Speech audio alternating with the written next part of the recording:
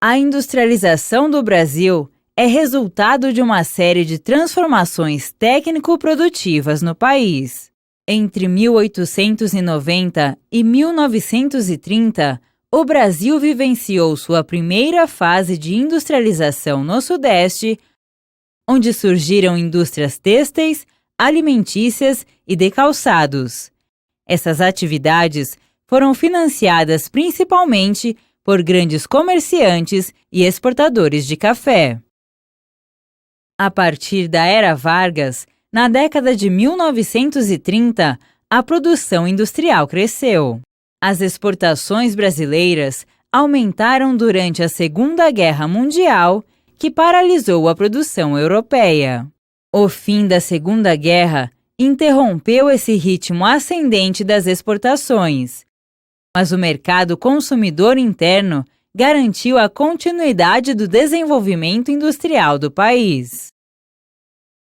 O primeiro governo Getúlio Vargas, entre 1930 e 1945, implantou uma política de substituição de importações, aumentando impostos sobre produtos importados e criando estatais em setores de infraestrutura para incentivar a produção nacional. Em meados da década de 1950, o plano de metas do governo Juscelino Kubitschek acelerou a industrialização e atraiu grandes investimentos externos. Essas medidas diminuíram a dependência da economia brasileira em relação às importações de bens de consumo. Durante a ditadura militar, na década de 1970, o governo desenvolveu outra estratégia econômica sustentada na participação do capital estrangeiro na economia e em um forte endividamento externo.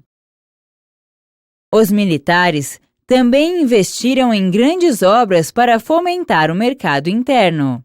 Tais medidas elevaram o Brasil à posição de nona maior economia do planeta. Ao mesmo tempo, porém, o país registrava um dos piores índices de distribuição de renda no mundo. O modelo de substituição de importações estagnou na década de 1980, com os avanços trazidos pela Revolução Técnico-Científica, que inaugura a predominância da indústria de alta tecnologia. A automação e a robotização reduziram a necessidade de mão de obra e, ao mesmo tempo, exigiram maior especialização dos trabalhadores. Ainda nos anos 1980, o país viveu um período de desaceleração econômica agravado pela queda dos investimentos estrangeiros. Na década de 1990, a abertura do mercado interno para o capital estrangeiro mudou a relação comercial do país com o mundo. Os investimentos externos voltaram a crescer e as novas indústrias do país já nasciam internacionalizadas. Com a abertura econômica, o governo pretendia que o aumento das importações se tornasse um estímulo à competitividade das indústrias brasileiras.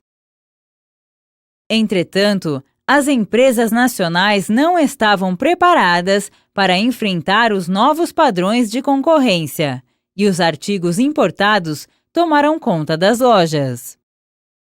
Grandes privatizações marcaram os anos 1990, como parte do processo de liberalização da economia. As grandes estatais siderúrgicas foram vendidas ainda nos governos Fernando Collor e Itamar Franco. Já Fernando Henrique Cardoso, em seu primeiro mandato, privatizou empresas de infraestrutura, como as de telecomunicações, antes monopolizadas pelo Estado. A partir de então, cresceram as exportações de produtos manufaturados e semi-manufaturados, como óleos combustíveis, aviões, veículos, alumínio bruto, ferro fundido, couro e peles.